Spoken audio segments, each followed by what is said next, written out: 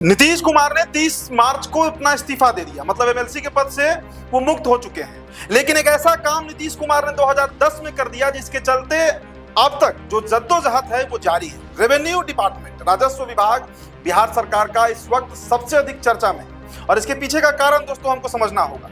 आम जनमानस जो है, जो आम लोग हैं, उनको लग रहा है कि विजय सिन्हा और जो सीओ है, जो अंचल अधिकारी है, रेवेन्यू ऑफिसर कहिए, सर्कल ऑफिसर कहिए, उनके बीच जो एक टसक चल रही है, जो एक तानातानी दिख रहा है, उसके पीछे कारण सीओ जो होते हैं, जो रेवेन्यू ऑफिसर होते हैं, उनका घूसखोरी है या कई तरह की बातें आम जनता जो है वो करती है। लेकिन इसका जो जड़ है कि आखिर 50% ऐसे सीओ हैं अभी जो अपना काम नहीं कर रहे हैं। बार बार विजय सिन्हा जो भूमि राजस्व विभाग के मंत्री हैं, बिहार के उप मुख्यमंत्री भी हैं, वो चेतावनी दे रहे हैं। इसके बावजूद सीओ एसोसिएशन जो है वो अड़ा हुआ है अपनी मांगों को लेकर। दोस्तों हम एक तस्वीर आपको दिखाते हैं, पहले अपने स्क्रीन पर नजर डालिए।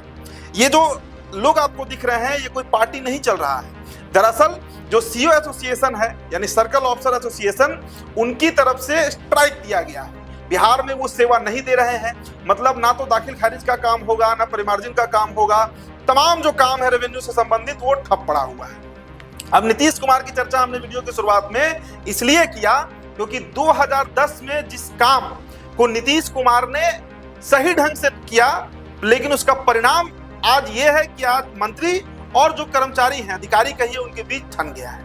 हुआ क्या था देखिए, रेवेन्यू डिपार्टमेंट पहले 2010 के पहले सामान्य प्रशासन में यानी जनरल एडमिनिस्ट्रेशन का हिस्सा हुआ करता था। 2010 में बंदोपाध्याय कमेटी का रिकमेंडेशन आया। नीतीश कुमार मानते थे कि जो राजस्व विभाग है, जो रेवेन्यू डिपार्टमेंट है, वो स्पेशलाइज्ड काम करेगा, मतलब राजस्व से जुड़ा हुआ राज्य का जितना काम होगा वो रेवेन्यू डिपार्टमेंट करेगा। और इसके लिए बंदोपाध्याय कमेटी के रिकमेंडेशन पर बिहार रेवेन्यू सर्विसेज रूल्स का खुद गठन सीएम साहब ने किया, यानी नीतीश कुमार ने किया। अब इसी के तहत परीक्षाएं होती हैं, बीपीएससी के मार्फत ही इसका जो नियुक्ति होता है। तो 2019 से जो परीक्षाएं बीपीएससी में हो रही हैं, उनमें जो पोस्ट होते हैं उसमें प्रशासनिक भी आता है, पुलिस विभाग भी आता है, और उसी के साथ साथ जो रेवेन्यू डिपार्टमेंट है उसके लिए सीओ का भी ज्वाइनिंग शुरू होगी। अब देखिए 2019 की हम बात कर रहे हैं, 2026 चल रहा है, मतलब करीब करीब 6 से 7 साल का समय बीत चुका है।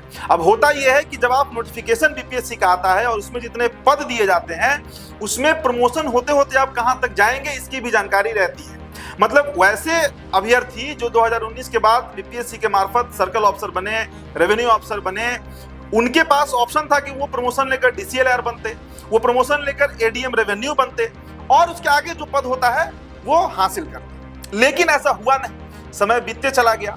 अब इस मामले को लेकर जो सीओ एसोसिएशन है वो हाईकोर्ट भी गया था। केस नंबर दोस्तों जहां तक मुझे याद है CWJC 5602।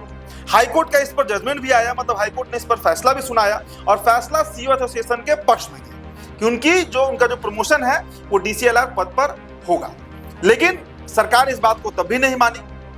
इसके बाद जब मामला फिर दोबारा जब कोर्ट में गया, उसमें बिहार विधानसभा चुनाव चल रहा था, तो हाईकोर्ट ने 2 सप्ताह का समय दिया था। लेकिन बिहार सरकार ने कहा कि चुनाव के बाद हम जो है वो इस पर जो संज्ञान है वो लेकर इस पर जो कार्रवाई होगी वो करेंगे। अब देखिए सरकार बन गई, 14 नवंबर 2025 को परिणाम आया, लेकिन उसके 2 महीने के बाद यानी 29 जनवरी को जो मंत्री जी हैं यानी विजय सिन्हा साहब, उन्होंने 29 जनवरी 2026 को इसके लिए कैबिनेट से इसको अप्रूव कराकर और कह दिया कि जो डीसीएलआर का पद है वो सामान्य प्रशासन के पास ही रहेगा। अब यहाँ पर एक और तथ्य आप समझिए कि लड़ाई है किस बात को लेकर। देखिए दरअसल जो सीओ हैं, आरओ हैं, डीसीएलआर है, एडीएम है, ये तमाम पद जो हैं वो 2010 के पहले तक बीएएस यानी बिहार एडमिनिस्ट्रेटिव सर्विस जो होता है, बिहार प्रशासनिक सेवा, उसके तहत आता था।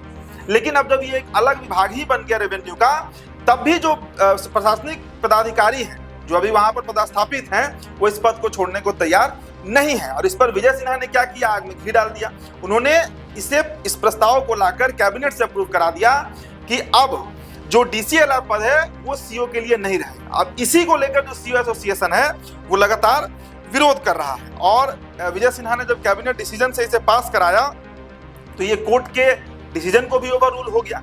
कोर्ट ने पहले भी इस पर फैसला सुनाया था जिसे ओवर रूल किया गया, और फिर जब चुनाव के समय कोर्ट ने दोबारा इस पे कंटेम्प्ट पे फैसला सुनाया, उसके बाद जब 29 जनवरी को इसे पास किया गया तो फिर से इसे ओवर रूल ही किया गया। मतलब एक तरीके से कहिए कि हाई कोर्ट जो पटना उच्च न्यायालय है बिहार का, उसके फैसले को भी सरपास किया गया। तो ये ऐसा मामला है, एक ऐसा पेचीदा मामला है। और इस पर दोस्तों एक और जानकारी आपको देते हैं। जो पूर्व मंत्री रहे यानी दिलीप जायसवाल, उन्होंने बजाते मुख्यमंत्री को इसके लिए पत्र भी लिखा था, लेकिन तभी इस पर सुनवाई नहीं। तो बिहार का जो सामान्य प्रशासन विभाग और बिहार का जो रेवेन्यू डिपार्टमेंट यानी जो राजस्व विभाग है, इन दोनों के बीच ठना हुआ है। और इसी बात को लेकर विजय सिन्हा भी अड़े हुए हैं कि जितने सीओ हैं इस वक्त बिहार में, देखिए दोस्तों बिहार में 534 अंचल, 535 अंचल हैं और इतने ही वहां पर सीओ हैं यानी सर्कल ऑफिसर हैं, 101 सब डिवीजन भी है। तो अब इसी बात को लेकर जो सीओ एसोसिएशन है वो अड़ा हुआ है। हालांकि देखिए अब नई सरकार बनने की कवायद शुरू हो गई है, नीतीश कुमार का इस्तीफा हो गया है, तो संभावना है कि जो नई सरकार होगी, जो नया सरकार बनेगा, उसके बाद शायद इस मामले पर संज्ञान हो, इस मामले को सुलझाया जा सकेगा। तो वैसे अभ्यर्थियों जिन्होंने 2019 के बाद Bihar public service commission qualify करके रेवेन्यू ऑफिसर का पद लिया, उन्हें अब लग रहा है कि उन्हें रिटायर भी इसी पद से करना है, क्योंकि डीसीएलआर का पद खत्म कर दिया गया, मतलब उनके विभाग के लिए खत्म कर दिया गया और उसे बिहार एडमिनिस्ट्रेटिव सर्विस जो है बीएएस प्रशासनिक सेवा, उसके तहत ही रहने दिया गया। और इसी बात को लेकर आप तस्वीर में देखिए, यहाँ पर अधिकतर आपको जो सीओ दिख रहे होंगे वो युवा है, उनकी हाल फिलहाल ही ज्वाइनिंग हुई है, मतलब 7-8-6 साल के अंदर का ही ये सारा प्रक्रिया है, जिसके चलते विरोध हो रहा है। अब देखिए नया सरकार बनता है तो क्या होता है, मंत्री बदले जाते हैं, और अगर बदले जाते हैं या नहीं बदले जाते हैं, दोनों परिस्थिति में एक तरफ कोर्ट का भी जजमेंट है, कोर्ट का भी फैसला है, और दूसरी तरफ सीओ एसोसिएशन का अपना मांग भी है। तो इस पर क्या हल निकलता है, कौन सा बीच का रास्ता निकलता है, ये नई सरकार की गठन के बाद ही